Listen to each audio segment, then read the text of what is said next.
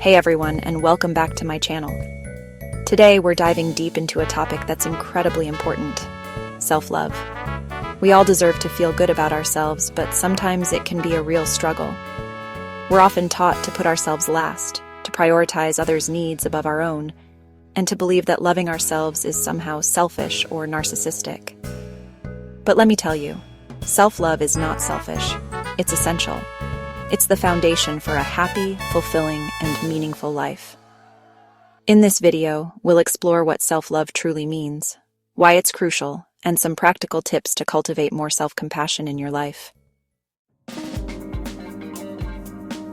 You know, for years I researched shame and vulnerability, and what I learned is that the people who have a strong sense of love and belonging, who believe they are worthy of love and connection, are the ones who fully embrace their authentic selves. They don't shy away from their imperfections, they own them. Self-love isn't about being narcissistic or egotistical. It's not about thinking you're better than anyone else. It's about recognizing your inherent worth as a human being. It's about looking in the mirror and saying, hey, you know what? You're doing your best. You're enough, just as you are. It's about treating yourself with the same kindness, compassion, and respect that you would offer to someone you love deeply. It's about understanding that you are worthy of love and belonging, just as you are, flaws and all. And it's about making choices that reflect that love and respect.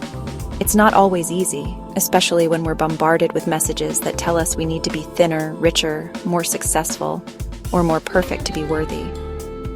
But I truly believe that self-love is the most courageous act of all. It's about choosing to show up for yourself, even when it's hard, even when you feel like you're not enough, because you are enough. So why is self-love so crucial? Well, it's the foundation for everything else in our lives. When you love and accept yourself, you show up differently in the world. You attract healthier relationships because you're not seeking validation from others. You're not settling for less than you deserve because you know your worth. You experience less stress and anxiety because you're not constantly criticizing yourself or worrying about what others think. Self-love gives you the strength to set boundaries, to say no when you need to, and to prioritize your own well-being. It empowers you to pursue your dreams, to take risks, and to live a life that is authentic to you. And most importantly, it allows you to experience the joy and fulfillment that comes from living in alignment with your values. So how do we cultivate more self-love in our lives? It starts with self-compassion. We have to learn to treat ourselves with the same kindness and understanding that we would offer to a close friend who's struggling. When you make a mistake, instead of beating yourself up, try saying to yourself, hey, it's okay.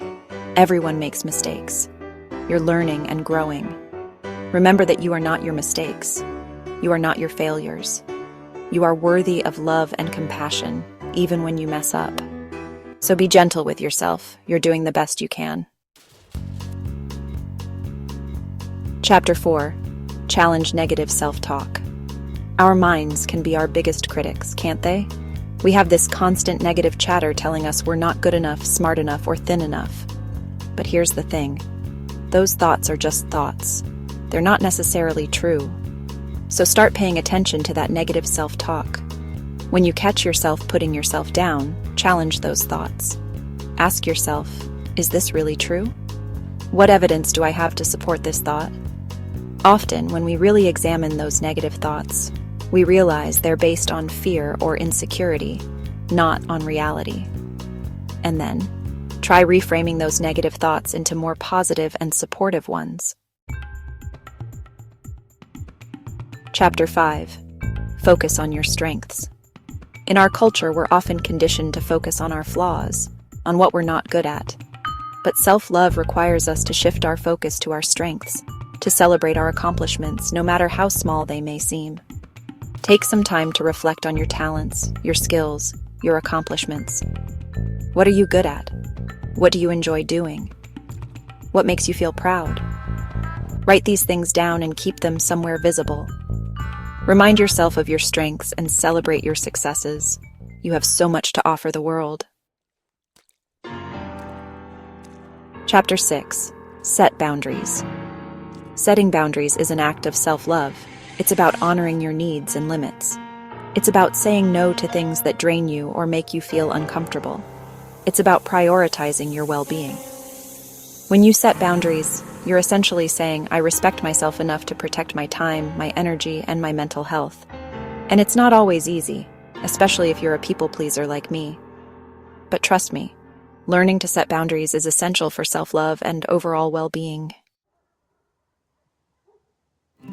Chapter 7. Engage in self-care.